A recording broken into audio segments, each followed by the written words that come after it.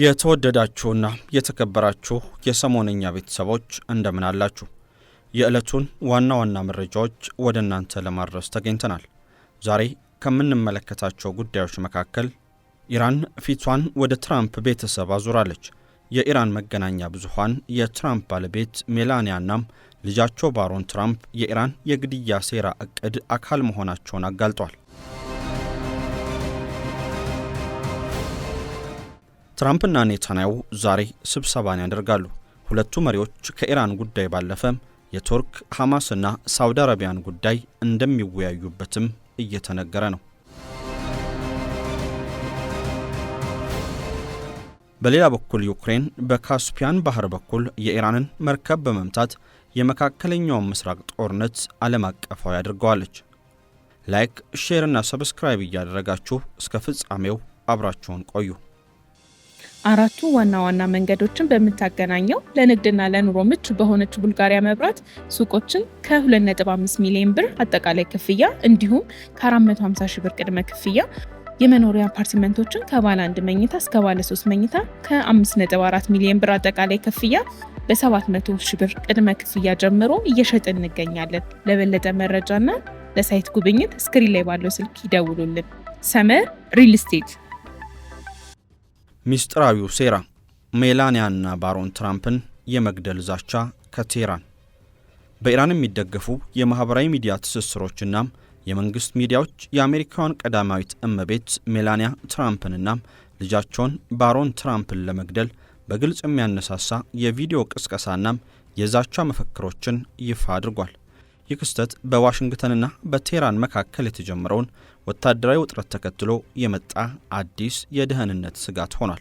ከኢራን የእስላማዊ አብዮት ጥበቃ ጓድ IRGC ጋር የጠበቀ ግንኙነት ያለው ተስኒም ኒውስ ኤጀንሲ ሜላኒያ ትራምፕን እንዴት መግደል ይቻላል የሚል ርዕስ ያለው የ2 ደቂቃ ምስል አሰራጭቷል። ቪዲዮ ሜላኒያ ትራምፕ በኒውዮርክ ከተማ በቪአይፒ መኪናዎች በምትጓዝበት ወቅትና በብዛት የምትገበያይባቸውን የቅንጦት መደብሮች እንደ ሳክስ ፊፍዝ አቬኑ ያሉ በምስል ያሳያል። እነዚህ የገበያ ቦታዎች ለታጋዮች ምቹ የጥቃት ቀጠናዎች መሆናቸውን በመጥቀስ በምትገዛቸው ልብሶች ላይ የነርቭ መርዝ አሊያም ነርቭ ኤጀንት በመቀባት ጭምር ግድያውን መፈጸም እንደሚቻል መመሪያ መሰል መረጃዎችን ያስተላልፋል። ቪዲዮ መጠናቀቂያ ላይ የ20 ዓመቱ የፕሬዝዳንቱ ልጅ ባሮን ትራምፕን ስም በመጥቀስ ይህ ጅምር ብቻ ነው፣ ባሮን ትራምፕ ሆይ ጠብቀን የሚል አስፈሪ መልእክት ያስቀምጣል። ይህ የቪዲዮ ዛቻ ከመውጣቱ ጥቂት ቀናት ቀደም ብሎ በቴህራን ዋና ዋና አደባባዮች ላይ በትራምፕ ቤተሰብ ላይ ያነጣጠሩ ግዙፍ የማስፈራሪያ ሰሌዳዎች አሊያም ቢልቦርዶች ተሰቅሏል። በሰሌዳዎቹ ላይ የዶናልድ ትራምፕ፣ የሜላኒያ፣ የባሮንና የሌሎች ልጆቻቸው ምስሎች አይኖቻቸው ተዘግተው በአሜሪካን ሰንደቅ ዓላማ በተሸፈኑ ሬሳ ሳጥኖች ላይ ተቀምጠው ይታያሉ። በምስሎቹ ላይ ደም ለደም የሚልና ለመሞት ተዘጋጁ የሚል የበቀል መፈክሮች በፋርስኛና በእንግሊዝኛ ቋንቋዎች ተጽፈውባቸዋል።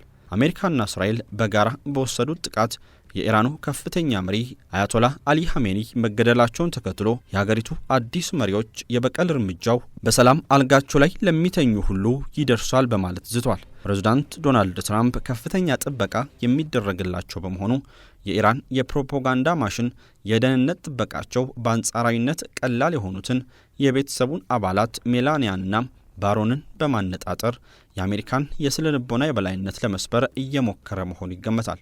የአሜሪካ ሚስጥር ደህንነት መስሪያ ቤት ስለ ቪዲዮ መሰራጨት እንደሚያውቅና ጥበቃ ለሚደረግላቸው የሀገሪቱ መሪዎች ቤተሰቦች የሚሰነዘሩ ማንኛቸውንም ዛቻዎች በጥብቅ እንደሚመረምር አሳውቋል። የሜላኒያና የባሮን ጥበቃም በከፍተኛ ሁኔታ እንዲጠናከር ተደርጓል። ፕሬዝዳንት ትራምፕ ቀደም ሲል ለደህንነት ተቋሞቻቸው ባስተላለፉት መመሪያ መሰረት ኢራን በሳቸው ወይም በቤተሰባቸው ላይ ማንኛውንም አይነት ጥቃት ለማድረስ የምታደርገው ሙከራ ከተሳካም አሜሪካ ኢራንን ከዚህ ቀደም አይታ በማታውቀው ከፍተኛ ደረጃ እንደምትደበድባትና ከባድ ዋጋ እንደምታስከፍል በቁጣ አስጠንቅቋል። በአሁኑ ወቅት ይህ መረጃ ይፋ መሆኑን ተከትሎ ቀዳማዊት እመቤቷ ከለመዱት ህዝባዊ መድረኮችና ስብሰባዎች ራሷን አርቃ እንድትቆይ መደረጉም ታውቋል።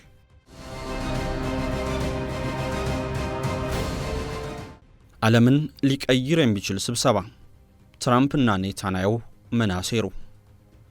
የእስራኤሉ ጠቅላይ ሚኒስትር ቤንያሚን ኔታንያሁ ከአሜሪካው ፕሬዝዳንት ዶናልድ ትራምፕ ጋር የሚያደርጉት ታሪካዊ ስብሰባ ከኢራን የኒኩለር ስጋት ባለፈ በርካታ የቀጠናውን ጂኦፖለቲካዊ መልክ የሚቀይሩ አጀንዳዎችን ያካተተ ነው።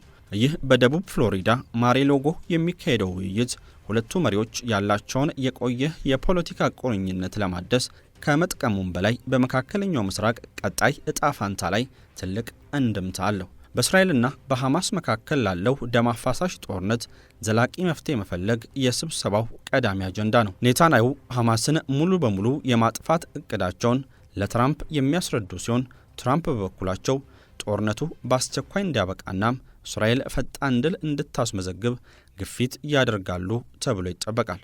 የታጋቾች መለቀቅናም ከጦርነቱ በኋላ ጋዛን ማን ያስተዳድራታል የሚለው ነጥብም ጥብቅ ውይይት ይደረግበታል። ትራምፕ በፕሬዝዳንትነት ዘመናቸው የጀመሩትንና እስራኤል ከአረብ ሀገራት ጋር ግንኙነት ያደረገችበትን የአብርሃም ስምምነት አሊያም አብርሃም አኮርድስ ወደ ሳውዲ አረቢያ ለማስፋፋት ትልቅ ፍላጎት አላቸው። ሆኖም ሳውዲ አረቢያ ከእስራኤል ጋር መደበኛ ዲፕሎማሲያዊ ግንኙነት ለመመስረት ከአሜሪካ የሲቪል ኒኩለር መርሃ ግብር ድጋፍና የጥበቃ ዋስትናን ትፈልጋለች። ኔታንያሁና ትራምፕ ይህ የሳውዲ ፍላጎት በእስራኤል የደህንነት የበላይነት ላይ ሊያመጣ የሚችለውን ተጽዕኖ ይመክሩበታል። የቱርኩ ፕሬዝዳንት ረሲብ ጣይብ ኤርዶሃን በጋዛ ጉዳይ እስራኤልን ጠንከር ባለ ቋንቋ እየወቀሱ ይገኛሉ። ቱርክ ለሐማስ የምታደርገው የፖለቲካ ድጋፍና በቀጠናው ላይ ያላት የኃይል ሚዛንን የመቀየር ፍላጎት የእስራኤል ስጋት ነው። ሁለቱ መሪዎች የኤርዶዋንን አካሄድ ለመግታትና የኔቶ አባል የሆነችውን ቱርክን ተጽዕኖ ለመቀነስ በሚቻልባቸው ስልቶች ላይ ይወያያሉ። ኢራንና ተላላኪዎቿም እንደ ሄዝቦላና ሁቲዎች አሁንም ዋነኛ የጋራ ጠላት ቢሆኑም የዚህ ስብሰባ ልዩነት ግንኙነቱ መከላከያ ላይ ብቻ ያተኮረ አለመሆኑ ነው። ውይይቱ የአሜሪካ የውስጥ ፖለቲካ ምርጫን ከግምት ውስጥ ያስገባ ሲሆን ኔታንያሁ የሪፐብሊካኑን እጩ ትራምፕን ድጋፍ በማግኘት ወደፊት ሊመጣ ለሚችለው አዲስ የአሜሪካ አስተዳደር ስልታዊ መሰረትን እየጣሉ ነው። ይህ ስብሰባ በይፋዊ ዲፕሎማሲ ብቻ የሚወሰን ሳይሆን የመካከለኛው ምስራቅን የወደፊት የኃይል አስተላለፍ፣ የጦርነት የሰላም አማራጮችን ሙሉ ለሙሉ ሊቀይር የሚችል ትልቅ ታሪካዊ ክስተትም ነው።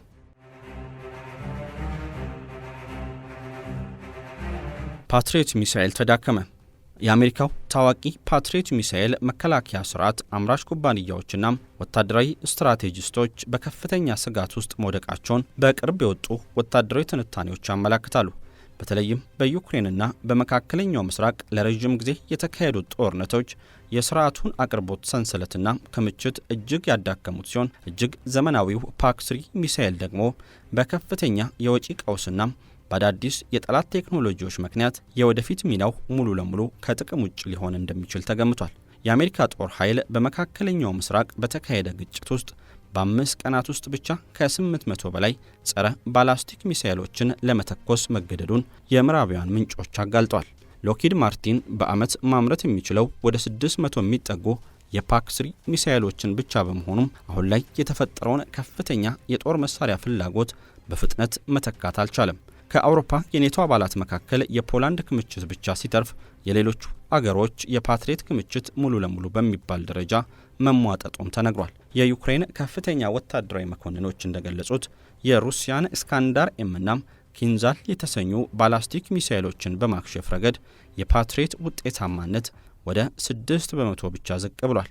አንድ የፓክ-3 ሚሳኤል ዋጋ ከ4 እስከ 5.3 ሚሊዮን ዶላር ይደርሳል። ጠላቶች የሚያስፈነጭፋቸው ርካሽ ድሮኖችንና ሚሳኤሎችን ለመምታት በሚሊዮን የሚቆጠር ዶላር ማውጣት አሜሪካን ለከፍተኛ የኢኮኖሚ ኪሳራ ዳርጓታል። የአሜሪካ ወታደራዊ አማካሪዎች የፓትሪዮት ሚሳኤል ሙሉ በሙሉ እንዳያልቅ በመስጋታቸው ፕሬዝዳንት ዶናልድ ትራምፕ በመካከለኛው ምስራቅ ሊያደርጉት የነበረውን መጠነ ሰፊ ወታደራዊ ዘመቻ ለጊዜው እንዲያቆሙ አስገድዷቸዋል። ዩክሬን ኢራንን መታች። ጦርነቱ ተስፋፋ። በካስፒያን ባህር ላይ የተፈጸመው የድሮን ጥቃት የዩክሬንና የመካከለኛው ምስራቅ ጦርነቶች እርስ በርስ እንዲገናኙ አድርጓቸዋል። ዩክሬን በካስፒያን ባህር ላይ በፈጸመችው የረዥም ርቀት የድሮን ጥቃት የኢራንን የንግድ መርከብ ኢላማ ማድረጓን ተከትሎ በቴህራንና በኪየቭ መካከል ከፍተኛ ዲፕሎማሲያዊ ውጥረት ነግሷል። በጥቃቱ በአንድ የኢራን መርከብ ላይ ፍንዳታ ደርሶ የአንድ መርከበኛ ሕይወት ሲያልፍ ሌላኛው መቁሰሉን የኢራን ውጭ ጉዳይ ሚኒስትር አሳውቋል። የዩክሬኑ ፕሬዝዳንት ቮሎዲሚር ዜሌንስኪ የዩክሬን ጦር በካስፒያን ባህር ላይ በጣም ጠንካራ ውጤት ማስመዝገቡንና ጥቃቱ የተፈጸመው ከኢራን ወደ ሩሲያ ወታደራዊ ቁሳቁሶችንና ድሮኖችን በሚያመላልሱ መርከቦች ላይ መሆኑን ገልጿል። የዩክሬን ደህንነት አገልግሎት መርከቦቹ የጦር መሳሪያ ለማጓጓዝ ዓለም አቀፍ ማዕቀቦችን በመጣስ የሚንቀሳቀሱ ነበሩ ብሏል። ኢራን ድርጊቱን የጥቃትና የወንጀል ተግባር ስትል አውግዛለች። የኢራን ውጭ ጉዳይ ሚኒስትር አባስ አራግቺ ጥቃቱ ያለምላሽ አይታለፍም በማለት ያስጠነቀቁ ሲሆን የተባበሩት መንግስታት ድርጅትና የአውሮፓ ህብረት ድርጊቱን እንዲያወግዙም ጠይቋል። ይህ ክስተት ከሩሲያ ዩክሬንና በመካከለኛው ምስራቅ በተለይም በአሜሪካ ኢራን መካከል ያሉ ግጭቶች ወደ አንድ ትልቅ ዓለም አቀፋዊ ፍልሚያ እየተቀየሩ መሆኑን እያሳዩም ይገኛሉ። ውድ የሰሞነኛ ቤተሰቦች ለዛሬ ወደ እናንተ ያደረስነው መረጃችን በዚህ ተጠናቋል። ሰናይ ጊዜ። አራቱ ዋና ዋና መንገዶችን በምታገናኘው ለንግድና ለኑሮ ምቹ በሆነች ቡልጋሪያ መብራት ሱቆችን ከ2.5 ሚሊዮን ብር አጠቃላይ ክፍያ እንዲሁም ከ450 ሺህ ብር ቅድመ ክፍያ የመኖሪያ አፓርትመንቶችን ከባለ 1 መኝታ እስከ ባለ 3 መኝታ ከ5.4 ሚሊዮን ብር አጠቃላይ ክፍያ በ700 ሺህ ብር ቅድመ ክፍያ ጀምሮ እየሸጥን እንገኛለን። ለበለጠ መረጃና ለሳይት ጉብኝት ስክሪን ላይ ባለው ስልክ ይደውሉልን። ሰመር ሪል ስቴት